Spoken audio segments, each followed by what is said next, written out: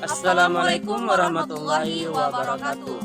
Perkenalkan, kami dari kelas 11 TKJA. Saya Muhammad Harun. Saya Didyarti. Pada video kali ini kami akan membawakan materi tentang beriman kepada kitab-kitab Allah. Pada materi kali ini terdapat 4 poin. Yang pertama, apa itu kitab Allah? Yang kedua, cara beriman kepada kitab Allah. Yang ketiga, macam-macam kitab Allah. Dan yang terakhir atau yang keempat, hikmah beriman kepada kitab Allah. Iman kepada kitab Allah merupakan rukun iman ketiga. Kitab adalah wahyu Allah yang disampaikan kepada Rasul. Menurut bahasa etimologi, kata kitab memiliki dua pengertian. Pertama, berarti perintah. Kedua, berarti tulisan di atas kertas atau karya tulis. Adapun yang dimaksud iman kepada kitab Allah Subhanahu wa Ta'ala adalah membenarkan bahwa Allah mempunyai kitab-kitab yang diturunkan kepada Rasul-Nya.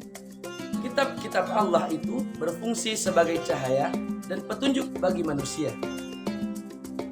Kandungan yang ada dalam kitab tersebut berisi kebenaran yang wajib diikuti dan dilaksanakan. Ada sejumlah kitab Allah Subhanahu wa Ta'ala yang disebutkan di dalam Al-Quran dan hadis Nabi. Sebagian disebut dengan kitab, sebagian lainnya disebut dengan suhuf.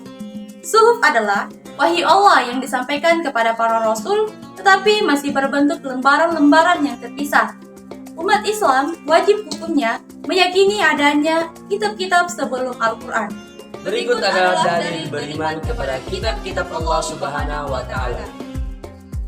Yang pertama, A'udzubillahi minasyaitonirrajim. Bismillahirrahmanirrahim.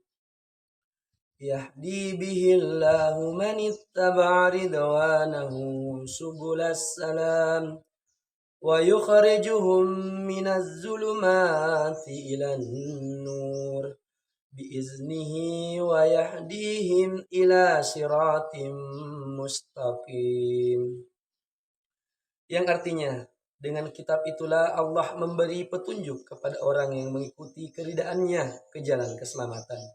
Dan dengan kitab itu pula Allah mengeluarkan orang itu dari gelap gulita kepada cahaya dengan izinnya dan menunjukkan ke jalan yang lurus. Dalil yang kedua. A'udzu billahi minasyaitonir rajim. Bismillahirrahmanirrahim. Ya ayyuhalladzina amanu billahi wa rasulihi wal kitab alladzi nazzala ala rasulihi wal kitabil ladzi anzala min qabl wa may yakfur billahi wa malaikatihi wa kutubihi wa rusulihi wal yaumil akhir faqad dalla dalalan baida. Yang artinya, wahai orang-orang yang beriman, tetaplah beriman kepada Allah dan Rasul-Nya dan kepada kitab yang Allah turunkan kepada Rasul-Nya serta kitab yang Allah turunkan sebelumnya. Barang siapa yang kafir kepada Allah, malaikat-malaikatnya, kitab-kitabnya, rasul-rasulnya dan hari kemudian, maka sesungguhnya orang itu telah sesat sejauh-jauhnya. Cara beriman kepada kitab-kitab Allah. Yang pertama, beriman kepada kitab-kitab sebelum Al-Quran. Caranya, meyakini bahwa kitab-kitab itu benar wahyu Allah, bukan karya tulis para rasul. Meyakini kebenaran isinya, selama belum diubah oleh tangan para penulis setelah wafatnya para rasul dan menerima wahyu tersebut. Yang kedua, beriman kepada Al-Quran. Caranya, meyakini bahwa Al-Quran benar wahyu Allah, bukan karangan Nabi Muhammad SAW. Meyakini bahwa isi Al-Quran dijamin kebenarannya tanpa ada keraguan sedikit pun. Mempelajari, memahami, dan menghayati isi kandungan Al-Quran serta mengamalkan ajaran Al-Quran dalam kehidupan sehari-hari. Ada macam-macam kitab Allah, yaitu yang pertama kitab Taurat. Kitab Taurat diturunkan kepada Nabi Musa alaihissalam. Taurat diturunkan kepada Nabi Musa pada sekitar abad 12 sebelum Masehi. Allah Subhanahu wa Ta'ala mewahyukan kitab Taurat kepada Nabi Musa guna menyampaikan ajaran tauhid kepada umat dari bangsa Bani Israel. Isi kitab Taurat menggunakan bahasa Ibrani dan memuat beberapa hukum Allah Subhanahu wa Ta'ala. yang harus dipatuhi oleh umat Nabi Musa. Nama kitab Nabi Musa tersebut berasal dari bahasa Ibrani, yaitu Torah atau Yarah, yang secara etimologi memiliki arti mengajarkan atau menunjukkan. Maka itu, Taurat dapat bermakna ajaran Tuhan atau perintah Tuhan. Adalah kitab Zabur. Kitab Zabur diturunkan kepada Nabi Daud alaihissalam. Zabur diturunkan kepada Nabi Daud alaihissalam untuk menjadi pedoman dan petunjuk bagi umatnya, terutama bangsa Bani Israel. Isi kitab Zabur menggunakan bahasa Kipti. Dalam kitab Zabur terdapat tuntunan doa dan zikir, nasihat, serta ajaran hikmah pada masa Nabi Daud menjadi Rasul. Syariat yang berlaku masih mengikuti ajaran dalam kitab Taurat yang diwahyukan kepada Nabi Musa.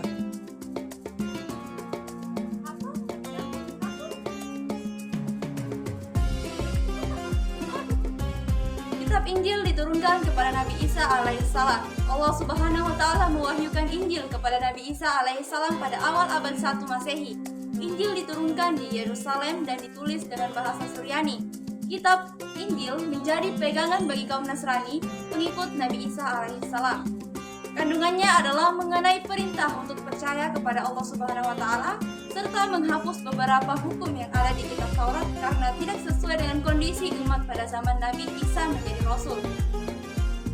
Mengenai kitab Nabi Isa ini, di dalam Al-Quran surah Maryam ayat 30, Allah Subhanahu wa taala berfirman yang artinya, Isa berkata, "Sesungguhnya aku ini hamba Allah yang memberiku Alkitab atau Injil dan Dia menjadikan aku seorang nabi." Kitab-kitab Allah Subhanahu wa taala yang terakhir adalah kitab Al-Qur'an dengan bahasa yang digunakannya adalah Arab. Kitab ini diturunkan kepada Nabi Muhammad SAW secara berangsur-angsur. Al-Qur'an menjadi penyempurna dari kitab-kitab Allah Subhanahu wa taala yang terdahulu. Kitab Al-Qur'an juga menjadi pedoman bagi seluruh umat manusia hingga akhir zaman. Kitab ini diturunkan pada abad ke-7 Masehi dalam kurun waktu tahun 611 hingga 632 Masehi. Rasulullah Muhammad SAW pertama kali menerima wahyu di Gua Hira. Setelah itu turunlah wahyu-wahyu berikutnya secara berangsur-angsur sampai seluruhnya diturunkan oleh Allah Subhanahu wa taala.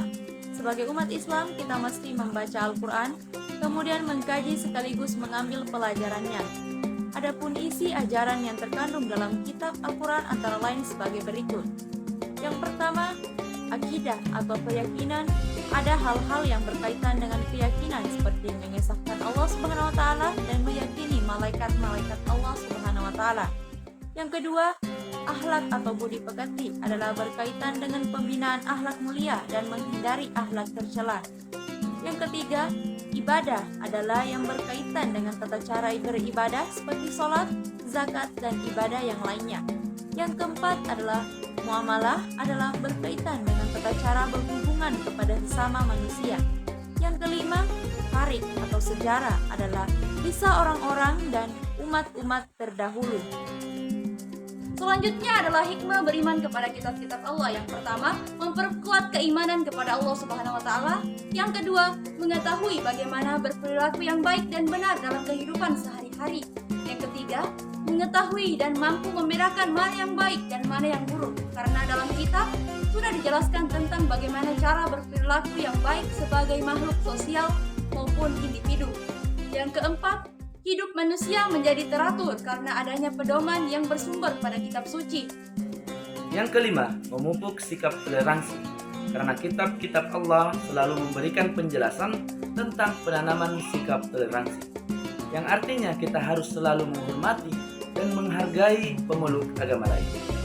Yang keenam, menambah ilmu pengetahuan. Karena kitab Allah selalu memberi perintah dan larangan, juga berisi pokok-pokok ilmu pengetahuan. Yang ketujuh, memberikan pengetahuan sejarah tentang kehidupan orang-orang terdahulu agar menjadi pelajaran hidup yang berharga bagi umat manusia saat ini. Yang kedelapan, menumbuhkan sikap optimis untuk meraih kebahagiaan dan kesuksesan dunia dan akhirat. Sekian dari kami. Semoga materi yang telah kami sampaikan dapat bermanfaat bagi teman-teman sekalian. Lebih dan kurangnya mohon dimaafkan. Maafkan kami akhiri.